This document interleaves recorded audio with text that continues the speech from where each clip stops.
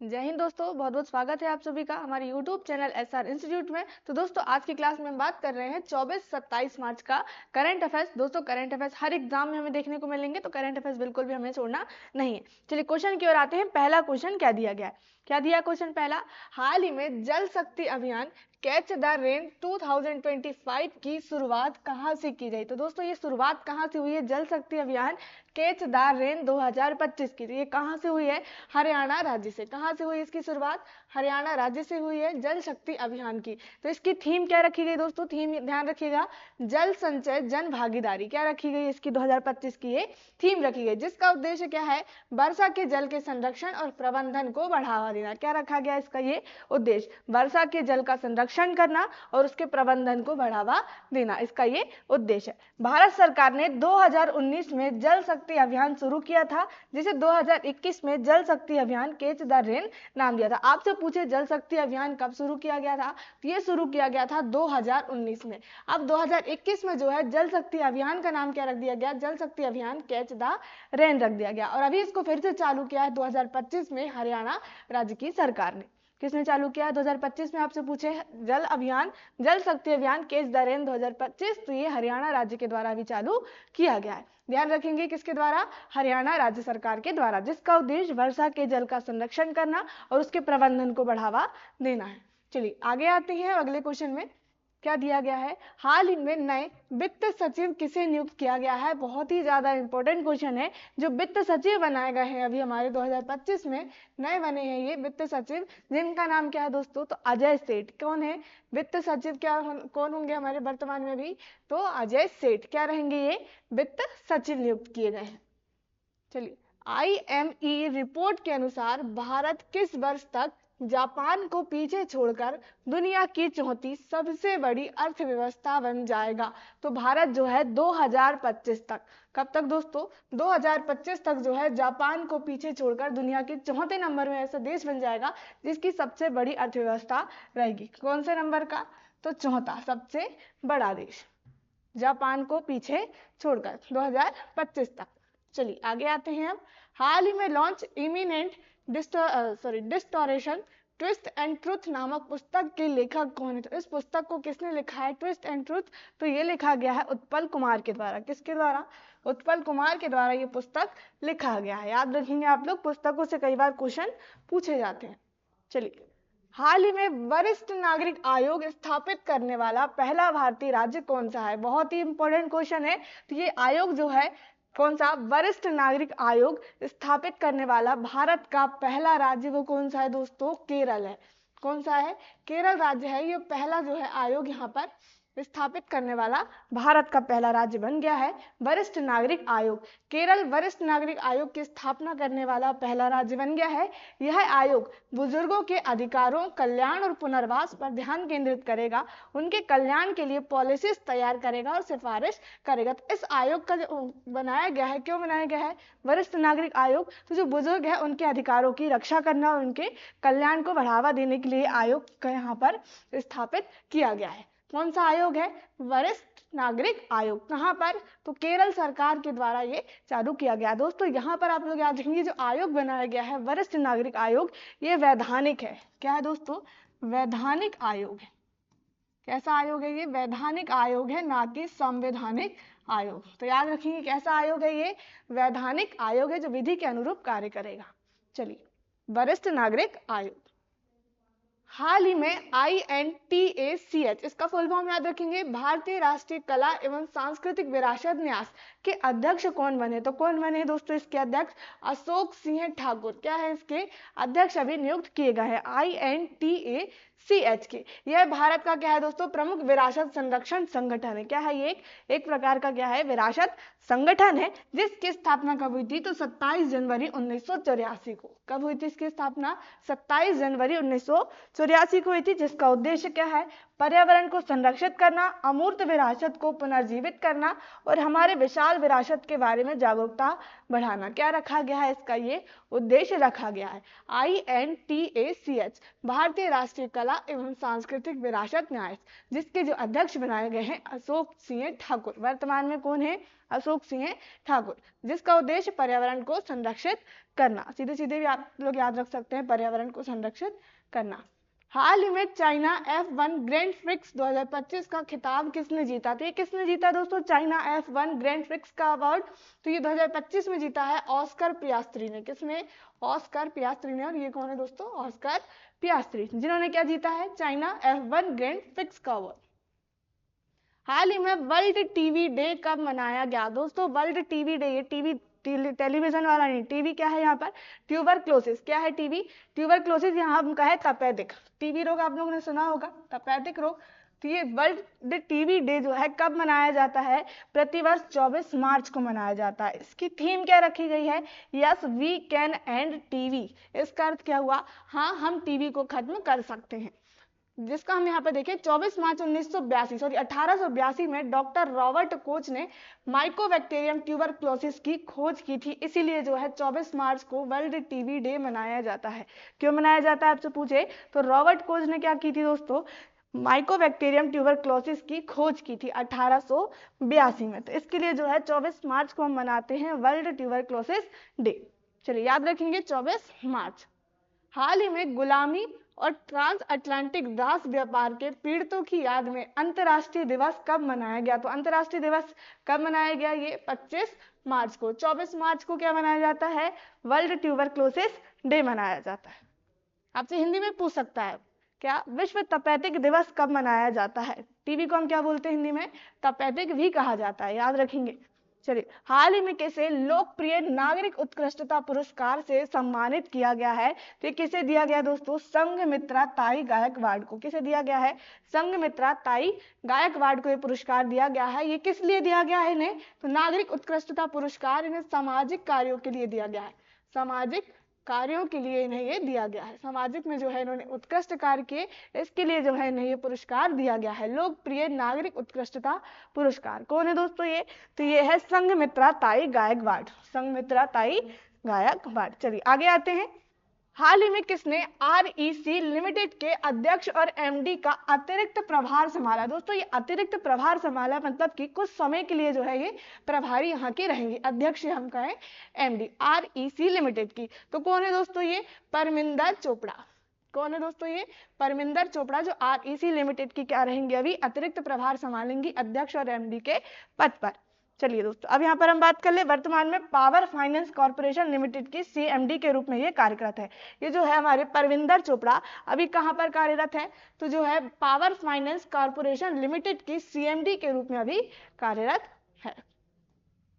चलिए, हाल ही में कौन प्रथम भारत अफ्रीका नौसैनिक अभ्यास एक ही में की मेजबानी करेगा? तो इसकी जो मेजबानी करेगा ये नौसेना अभ्यास है जो भारत और अफ्रीका के बीच होगा, जिसका नाम क्या है दोस्तों? एक ही में अभ्यास। कौन सा अभ्यास? एक ही में अभ्यास। तो इसकी मेजबानी कौन करेगा? भारत भी करेगा और तंजानिया भी करेगा। अब तंजानिया क्या है दोस्तों? तो अफ्रीकन देश है। क्या है ये? अफ्रीका का देश है। अफ्रीका देश। तो याद रखेंगे आप लोग क्या? तंजानिया। भारत और तंजानिया जो है इसकी क्या करेंगे? मेजबानी करेंगे। कौन सा अभ्यास? तो एक ही में अभ्यास जो नौसेना के बीच होगा, भारत की नौसेना और अफ्रीका की नौसेना के बीच ही अभ्यास होगा। अब आप लोग जल्दी से कमेंट से बताओगे कि भारत के नौसेना के प्रमुख कौन है? क्या बताना है आपको? भारत के नौसेना के प्रमुख कौन है? आपको उनका नाम कमेंट सेशन में बताना है। चलिए आगे आते हैं। हाल ही में कौन FATF यानी फाइनेंशियल एक्शन टास्क फोर्स, क्या है इसका full form? Financial action task force निजी क्षेत्र सहयोग मंच 2025 की मेजबानी करेगा। तो इसकी मेजबानी कौन करेगा दोस्तों? तो ये करेगा मुंबई। कौन करेगा इसकी मेजबानी? मुंबई करेगा FATF निजी क्षेत्र सहयोग मंच की फाइनेंशियल एक्शन टास्क फोर्स की मेजबानी। चलिए, हाल ही में भारत के किस राज्य से सिंगापुर तक एथोरियम फूलों का पहली बार निर्यात हुआ है? तो भारत के किस राज्य से दोस्तों? तो ये मिजोरम राज्य का ये फूल है, एंथोरियम फूल। जहां कहां पर निर्यात किया जा रहा है? ये कौन से देश में? तो भारत से ये जा रहा है सिंगापुर में। कहां पर? भारत से ये सिंगापुर राज्य में, सिंगापुर देश में जा रहा है। एंथोरियम फूलों का यह पहली बार यहाँ पर भेजा जा रहा है। कौन सा फूल है? तो एंथोरियम फूल। कहाँ का है ये? तो मिजोरम राज्य का। चलिए याद रखेंगे कहाँ का, मिजोरम राज्य का। हाल ही में किस आईआईटी में हैक द फ्यूचर एकोथॉन सफलतापूर्वक संपूर्ण हुआ है? तो किस आईआईटी में? तो आईआईटी गांधीनगर में। कहाँ है आईआईटी गांधीनगर? तो ये है गुजरात में। आईआईटी गांधीनगर गुजरात में हैक द फ्यूचर हैकाथॉन सफलतापूर्वक यहाँ संपन्न हुआ है। हाल ही में कहा जलवायु परिवर्तन, पर्वत और मानवता का भविष्य विषय पर पहला सागर माथा संवाद आयोजित किया गया है? आप क्वेश्चन से आंसर ढूंढ सकते हो। सागर माथा कहाँ है दोस्तों? तो माउंट एवरेस्ट जो है कहाँ पर है? नेपाल में। इसका जो संवाद आयोजित किया जा रहा है वो कहाँ पर आयोजित किया जाएगा? तो ये नेपाल में किया जाएगा। नेपाल में क्या है दोस्तों? विश्व की सबसे ऊंची चोटी माउंट एवरेस्ट, उसी को वहां पर नेपाल में क्या कहा जाता है? माउंट एवरेस्ट को सागर माथा कहा जाता है। तो सीधे आंसर क्या जाएगा हमारा? नेपाल। जलवायु परिवर्तन, पर्वत और मानवता का भविष्य विषय पर पहला संवाद होगा, कहाँ पर होगा? पहला सागर माथा संवाद, तो ये होगा नेपाल में। अब आप लोग जल्दी से कमेंट्स बता दो माउंट एवरेस्ट की ऊंचाई कितनी है। चलिए, हाल ही में किस राज्य ने केंद्रीय अंगदान अधिनियम को अपनाने का प्रस्ताव पारित किया है? तो किस राज्य ने केंद्रीय अंगदान अधिनियम को अपनाने का प्रस्ताव पारित किया है? तो ये तेलंगाना राज्य ने। किस राज्य ने दोस्तों? तेलंगाना राज्य ने। कौन सा अधिनियम? तो केंद्रीय अंगदान अधिनियम को अपनाने का प्रस्ताव अभी लाया है। तेलंगाना विधानसभा ने मानव अंग और ऊतक प्रत्यारोपण केंद्रीय अधिनियम 42 और मानव अंग तथा ऊतक प्रत्यारोपण संशोधन अधिनियम 2011 को अपनाने के लिए एक प्रस्ताव पारित किया है। तो कौन सी सरकार में? तो तेलंगाना की राज्य सरकार के द्वारा। चलिए आगे बढ़ते हैं, आगे क्वेश्चन में आते हैं। हाल ही में इलेक्ट्रॉनिकी और सूचना प्रौद्योगिकी मंत्रालय कहाँ देश में सेमीकंडक्टर प्रणाली पर आगामी नैनो इलेक्ट्रॉनिकी रोड शो और सम्मेलन की मेजबानी करेगा? तो ये कहाँ पर करेगा दोस्तों? तो बेंगलुरु में करेगा। कहाँ पर? बेंगलुरु में ये करने वाला है। चलिए आगे आते हैं अगले क्वेश्चन में। हाल ही में कौन GSMA के अध्यक्ष चुने गए हैं? तो GSMA global system for mobile communication association. क्या है इसका ये फुल फॉर्म? GSMA का क्या है? Global system for mobile communication association. तो इसके जो अध्यक्ष चुने गए हैं वो कौन चुने गए हैं? गोपाल विट्ठल। क्या चुने गए हैं? GSMA के अध्यक्ष चुने गए हैं। चलिए आगे आते हैं। हाल ही में किस राज्य के मुख्यमंत्री ने व्यापारियों के लिए एक मुफ्त निपटान योजना शुरू की है? तो किस राज्य सरकार के द्वारा? हरियाणा राज्य सरकार के द्वारा। कौन सी सरकार? हरियाणा राज्य सरकार के द्वारा व्यापारियों के लिए जो है एक मुफ्त निपटान योजना शुरू की गई है। चलिए, हाल ही में 2025 संगीत कला निधि पुरस्कार से किसे सम्मानित किया गया है? क्वेश्चन बहुत ही ज्यादा इंपॉर्टेंट है, ध्यान रखेंगे। संगीत कला निधि पुरस्कार किसे दिया गया है दोस्तों? तो R.K. श्री राम कुमार को। किसे दिया गया है? R.K. श्री राम कुमार को ये पुरस्कार दिया गया है। अब ये है कौन दोस्तों? तो ये है वायलिन वादक। क्या है ये?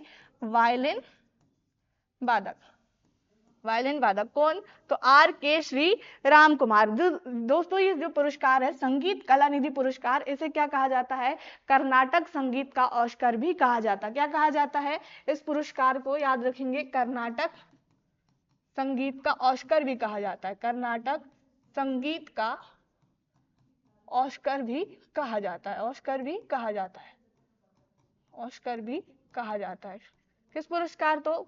तो 2025 का जो संगीत कला निधि पुरस्कार है वो किसे दिया गया? श्री राम कुमार को। इसे क्या कहा जाता है? और कर्नाटक संगीत का ऑस्कर पुरस्कार भी कहा जाता है। तो ये किसके द्वारा दिया जाता है दोस्तों? तो ये दिया जाता है मद्रास संगीत एकेडमी के द्वारा। मद्रास संगीत एकेडमी के द्वारा ये पुरस्कार दिया जाता है। एकेडमी द्वारा प्रदान किया जाता है। प्रदान किया जाता है। याद रखेंगे आप लोग, किसके द्वारा दिया जाता है? ये मद्रास संगीत एकेडमी के द्वारा ये पुरस्कार प्रदान किया जाता है। संगीत कला निधि पुरस्कार जो किसे दिया गया है? तो R.K. श्री राम कुमार को, जो क्या है दोस्तों? वायलिन वादक है। चलिए आगे आते हैं अगले क्वेश्चन में। हाल ही में सिग्मो उत्सव कहाँ मनाया गया? सिग्मो उत्सव कहाँ मनाया गया दोस्तों? तो गोवा में मनाया जाता है। कहाँ मनाया जाता है? गोवा में प्रतिवर्ष मनाया जाने वाला उत्सव है ये सिग्मो उत्सव। और उत्सव से क्वेश्चन आते हैं, छोड़ना बिल्कुल भी नहीं है।